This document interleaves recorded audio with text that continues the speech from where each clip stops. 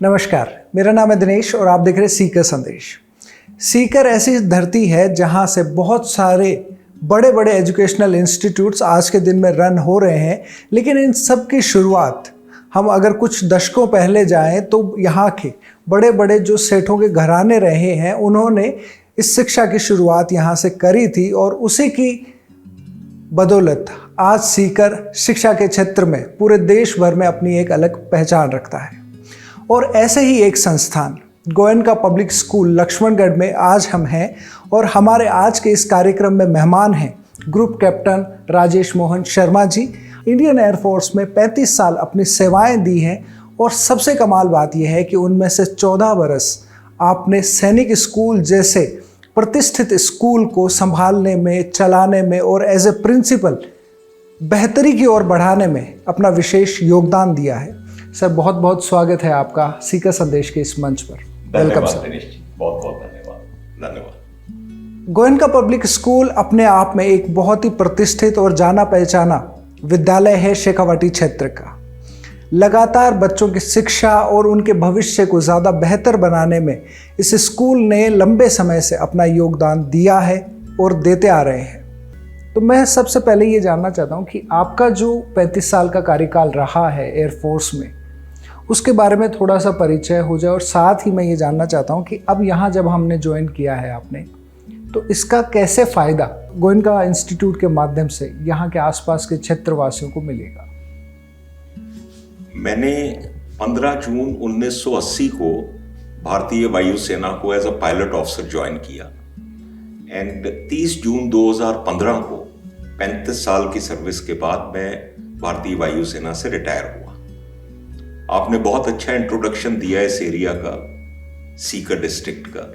इसमें मैं एक आयाम और जोड़ना चाहूँगा कि मेरे 35 साल के एयरफोर्स के कैरियर में जिस भी स्क्वाड्रन में, जिस भी यूनिट में मेरी पोस्टिंग हुई, वहाँ पे कोई ना कोई शेखावटी रीजन से ज़रूर था। जी सर। ये जो एरिया है ये वीरों और वीरांगनाओं की धरती है और मुझे बहुत ही ज़्यादा खुशी हुई कि जब गोयनका पब्लिक स्कूल के साथ मुझे अटैच होने का, अपना योगदान देने का मुझे अवसर मिला। हम लोग जो हैं इस स्कूल को, गोयनका पब्लिक स्कूल को, जो हमारे जो चेयरमैन सर हैं श्याम सुंदर जी गोयनका, जो एक बहुत बड़े समाज सेवी भी हैं और वो लक्ष्मणगढ़ को ही बिलोंग करते हैं, उन्होंने मुझे सिर्फ एक ही बात कही थी एक बार, जो बात मेरे मन में उतर गई। उन्होंने मुझे बोला कि कैप्टन सर, जैसे मैंने अपने ग्रैंडसन को जैसे मैंने शिक्षा दी है, मैं चाहता हूं कि उसी तरह की शिक्षा मैं यहाँ के बच्चों को दूं। और हम लोग इसको जो है एक सोशल मिशन की तरह से रन कर रहे हैं और आई एम श्योर कि जितना अच्छा हो सकेगा we will try our best to improve the education standard. Definitely sir, we are looking forward for that. आपने जो सैनिक स्कूल के रन करने के बारे में आपने बताया कि वहाँ पे 14 ईयर्स आपने लगाए हैं ज़्यादा बेहतर शिक्षा को देने में, और उस शिक्षा का सपना हर कोई बच्चा देखता है कि काश उसे भी सैनिक स्कूल में पढ़ने का मौका मिले। तो वहाँ का कैसा एक्सपीरियंस आपका रहा, क्योंकि शेखावाटी क्षेत्र के बहुत सारे बच्चे डेफिनेटली सैनिक स्कूल्स में पढ़ने के लिए गए हैं, तो वो अनुभव आपका कैसा रहा? सैनिक स्कूल्स और मिलिट्री स्कूल्स ये हमारे देश के one of the finest residential schools, जो सबसे बेहतरीन स्कूल हैं, उन स्कूलों में से है। इनकी सबसे बड़ी क्वालिटी ये है कि ये स्कूल्स जो हैं ये कमर्शियल हब्स की तरह इनको रन नहीं करते, सिर्फ व्यापार के उससे रन नहीं करते। गरीब तबके के जो बच्चे हैं उनको अच्छी शिक्षा, पब्लिक स्कूल एजुकेशन देने के लिए इनको स्टार्ट किया गया। मेरा ये सौभाग्य रहा कि मैं जब बहुत यंग एज में फ्लाइट लेफ्टिनेंट था तो मुझे सैनिक स्कूल घोड़ाखल से, जो कि उन दिनों में यूपी में था, आजकल it comes in Kumaon hills, वहाँ से मुझे अपना कैरियर शुरू करने का मौका मिला and then I was lucky enough to serve in 4 Sainik schools. एक ही चीज़ है जो इन सैनिक स्कूल्स को, मिलिट्री स्कूल्स को दूसरे स्कूल से अलग करती है, और वो चीज़ है अनुशासन, डिसिप्लिन। अगर हम इस चीज़ को अपने शिक्षा संस्थानों में या ट्रेनिंग प्रोग्राम में इसको इंक्लूड कर लें कि बच्चे को डिसिप्लिन में रखा जाए, उसको एक विजन के साथ, एक एम के साथ आगे बढ़ाया जाए, ना कि सिर्फ पैसे कमाने के मकसद से, I think we can do very very well. और वही उसी तरह से मैं इस संस्था को भी आगे बढ़ाने की पूरी चेष्टा करूंगा। जैसे आपने एयरफोर्स की बात करी, यहाँ शेखावाटी भी बहुत सारे आर्मी में यहाँ से लोग जाते हैं, बहुत सारे मार्टर्स हैं। और जैसे आपके बारे में हमें जानने को मौका मिला कि आपने कारगिल युद्ध में भी अपना योगदान दिया है, और उन्हीं शहीदों के या सैनिक परिवारों के बहुत सारे बच्चे आसपास के क्षेत्र में हैं जिन्हें बेहतर शिक्षा प्राप्त करने के लिए उन कमर्शियल हब्स में या फिर बाहर जाना पड़ता है। यहाँ के किस किस तरीके के प्रोग्राम्स, एजुकेशनल प्रोग्राम्स होंगे, या जैसे रेजिडेंशियल स्कूल की हमने बात करी तो गोयनका स्कूल इटसेल्फ है रेजिडेंशियल स्कूल, तो यहाँ पे उन बच्चों को कौन कौन से कोर्सेज में या किस किस स्ट्रीम में यहाँ पे उनको पढ़ने को मौका मिलेगा?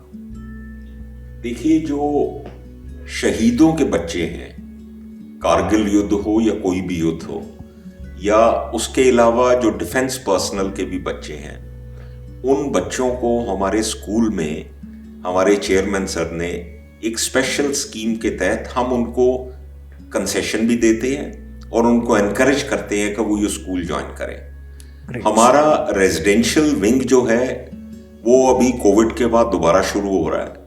हर तरह की फैसिलिटीज यहाँ पे, swimming pool, horse riding, sports field, shooting range, obstacle course, ये सब जो है चीजें हमारे पास हैं। हमारे पास फुल्ली एयर कंडीशनड हॉस्टल है, बॉयज का अलग और गर्ल्स का अलग। और मैं ये चाहूंगा, मैं पर्सनली, क्योंकि मैं प्रिंसिपल तो हूं ही यहाँ का, लेकिन मैं इस देश का नागरिक हूं और एक फौजी हूं। जो इस वीडियो के माध्यम से मुझे सुन रहे हैं फौजी भाई, मैं उनसे ये रिक्वेस्ट करूंगा कि एक बार आप यहाँ आइए जरूर और मुझसे मिलिए, and I can assure you कि आपको बहुत ही अच्छा जो है, you will get a very good experience of visiting Goenka public school. Sir, आप जैसे काफ़ी लंबा समय आपने एयरफोर्स में बिताया, आपने देश भर में आप घूमे हैं, देश भर में आपने एक्सपोजर प्राप्त किया है। आज के जो बच्चे हैं जो अभी पढ़ाई कर रहे हैं, आपको क्या लगता है कि एजुकेशन के साथ साथ में उनको एक्सपोजर बिल्ड करना है, या जो एक्स्ट्रा को करिकुलर एक्टिविटीज़ होती है उनका कितना इम्पोर्टेंस हमारे एजुकेशन सिस्टम में होना चाहिए ताकि भविष्य में उनको उसका फ़ायदा मिल सके? देखिए, जो सबसे ज़रूरी चीज़ है, क्योंकि मैं भी एक हरियाणा से, एक रूरल बैकग्राउंड से आता हूँ, जो सबसे ज़रूरी चीज़ है कि बच्चे के अंदर सेल्फ कॉन्फिडेंस होना चाहिए। और वो सेल्फ कॉन्फिडेंस तभी आता है कि जब पेरेंट्स, स्कूल, टीचर्स, कोई भी उस बच्चे के ऊपर अनड्यू प्रेशर मत डाले। व्हाट वी प्रॉब्लम क्या है कि हम लोग we keep on telling the child कि तुझे ये बनना है, तुझे ये करना है, तुझे उस प्रोसेस में जो बच्चे की इंडिविजुअलिटी है, उसका अपना जो टैलेंट है, वो कहीं दब जाता है। यहाँ पे हमारे इस इंस्टीट्यूट में एज अ पॉलिसी हम किसी भी बच्चे को, कोई भी हमारा टीचर या कुछ भी, किसी भी बच्चे को हम प्रेशराइज करके किसी चैनल की तरफ या किसी कैरियर की तरफ भेजने की कोशिश नहीं करते हैं। 9th क्लास, 8th और 9th जो कि राइट टाइम है, उस टाइम पे हम बच्चे का एप्टीट्यूड टेस्ट करते हैं और फिर उसको एनकरेज करते हैं। और बहुत से तरीके हैं।